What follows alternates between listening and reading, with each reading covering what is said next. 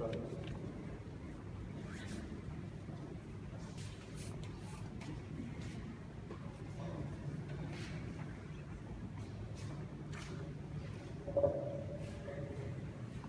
you, Nadab. To start off with, I'd like to thank my good friend Liat Goldman here tonight for coming up with the idea tonight of talking about the saviors as well as the victims, and amongst those also my grandfather on the savior side.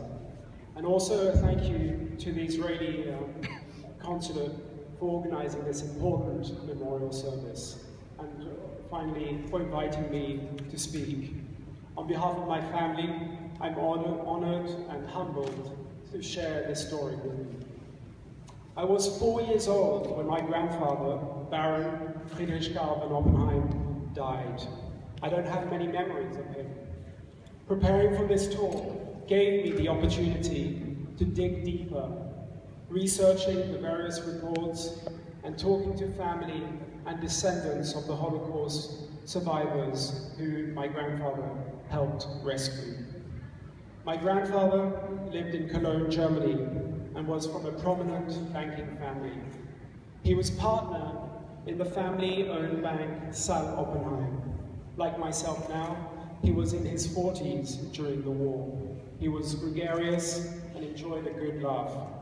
His favorite pastime was actually playing cards. It didn't matter if it was with a fellow banker or his driver, as long as the game challenged him. And challenged he was. On September 4th, 1944, the Gestapo arrested him. The reasons given were that he had undermined the German war effort and sided with the enemy. In the Gestapo files, it was held against him that he had helped Jews, especially given he himself was a quarter Jewish. In addition, the authorities were well informed that from the beginning he was against the regime. They had tapped his telephone, read his correspondence, and kept his travels under surveillance. The Gestapo knew some things, but not everything. My grandfather, in fact, had done his best to help persecuted Jews. Significantly, with his contacts in the banking world, he used bureaucratic and legal channels on an international scale to help. His tough character pulled him into a relationship of brinkmanship with the Nazi apparatus, and this put his life at great risk. Let me turn to the story for which he was recognized by Yad Vashem. My grandfather was very close to the German Jewish families Lissauer and Griezmann. Before the war, with anti-Semitism becoming unbearable, he helped them and their business called Envy Oxide to move from Cologne to Amsterdam. In May 1940, the German invasion of the Netherlands again caught up with Friedrich-Carl's Jewish friends. But he was not prepared to leave them in the lurch. A few months later, he finally succeeded in obtaining exit visas for them. He traveled in person to Amsterdam to part from his friends and arrange details for their escape plan. An official bus, escorted by 2 German military vehicles and commanded by German soldiers, arrived at the Lissau's residence in Amsterdam. They drove both families, 11 persons in all, through occupied Belgium and France to the safety of the Spanish border. From Spain, they took the train to Portugal, and from there, a ship to Brazil. Basically, they were escorted to freedom by Nazis. How was this possible? Well, through his high-level connections with Germany's central bank, the Reichsbank, he was able to get exit visas. This was done on the basis that the Oxide Company had a sizable loan from the family bank, and the Lissauers could only pay it back with frozen funds that they had in the United States, and those could be released if they left Nazi Europe. and from the standpoint of the Reichsbank, that would benefit Germany as well. But this was all an elaborate ploy, and the funds were never sent to Germany. The timing of the escape was also key, as at the end of 1940, the administration of Holland was going to switch from the German army to the SS, at which point gaining exit permits would become extremely difficult. Tragically, two of the Lissauer sisters who didn't make it on the bus that fateful day were also no longer able to escape later on. This was in spite of my grandfather's efforts, including a trip to the Gestapo headquarters in Berlin. They tragically perished in Auschwitz later on. Coming back to the Oxide Company, which was a metal trading concern in Holland, it had about 120 employees at the start of the war.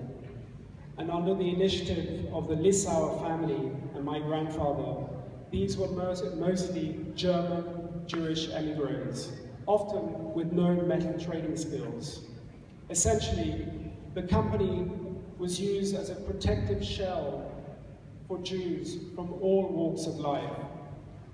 For example, the former assistant judge in Cologne, Richard Fleck, also Jewish, found refuge at Oxide, recycling and sorting metals all the way through the war. With the start of the deportation of Jews, the Oxide employees were in mortal danger. My grandfather, having influence over the company's affairs, tried to defer their deportation by demonstrating to the authorities that the workers were important to the German war effort. And this became my grandfather's obsession during the war. One ill-fated, and I should add, unfortunately he had limited success with this. Let me explain. One ill-fated attempt involved a certain Dr. Ohel Rachel, a Jewish director at Oxide. As late as January 1944, my grandfather traveled to Holland and initially secured Dr. Weil's release from a local camp. But a few months later, a final travel ban was put on my grandfather, and he could no longer intervene directly. Later on, Dr. Weil was arrested again and taken to Bergen-Belsen, where he died shortly before the war's end. With Friedrich-Carl's strategy of deferment, about a dozen employees of Oxide survived the Holocaust. Sadly, my grandfather was not able to prevent the death of, in all, 52 Jewish employees of Oxide who died in the extermination camps. Apart from this Oxide case, my grandfather assisted a number of Jewish friends from Cologne on a more personal basis. For example, Karl Winkler was deputy chief of the Cologne police before the Nazis came to power, at which point he was dismissed being Jewish. And from beginning 44, he went into hiding, during which time my grandfather assisted him. In spite of his great ability to maneuver within the Nazi bureaucracy, Friedrich-Carl was finally arrested in 44 and thrown into jail awaiting trial. This happened in the wake of the massive crackdown after the Stauffenberg assassination attempt on Hitler's life earlier that summer. The Gestapo produced fabricated evidence to prove that his mother was of Jewish descent, giving him the status of half-Jew, and this further weakened his precarious position. His interrogations by the Gestapo also concentrated on his foreign travels, which were seen with great suspicion, and testimonies against him about his anti-Nazi comments. He also had powerful enemies, such as the SS officer Quetting, based in Amsterdam. He had advised against granting the exit visas back in 1940, but he had been overruled. Later on, he was promoted to the headquarters in Berlin, and he took it on himself to bring down my grandfather. He dealt with his arrest case. Friedrich-Carl's life hung in the balance. Luckily for him, though, he was freed in the nick of time by the American soldiers who released his prison in Landshut before the trial could start, saving him from an expected death sentence. For me, this story has become much more personal. I married an Israeli, Rotem, who herself is a descendant of Holocaust survivors. In '97, I was deeply moved in joining a delegation of survivors, their descendants, and my relatives to attend the Yad Vashem ceremony in Jerusalem, accepting my grandfather posthumously as a righteous amongst the nations, in Hebrew, Chasid Umot Olam. And I'm very happy to see how our generation in both my family and the Lissau and Griezmann families have stayed friends to this day. Whenever I reflect on my grandfather's actions, he helped save 11 lives from 2 families. This is a drop in the ocean compared to the 6 million who were murdered. But for those 11 individuals and their descendants, it's everything. As the Israeli Consulate General said before, whoever saves a life saves the whole world. Put more simply, in the words of Hannah Lissauer, who was one of the 11 survivors, it was a miracle. At the time of the ceremony, my father and his siblings established a foundation at Yad Vashem for research against racism.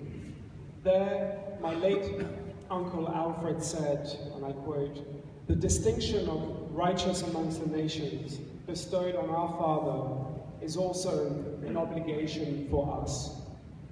We feel we should, in our way, act in his spirit." Now, talking this evening has given me the opportunity to reconnect with my grandfather, who I barely knew as a child, but I now feel I'm much closer to. And he inspires me to live up to his spirit with his incredible story of moral courage and persistent strength of character. Thank you.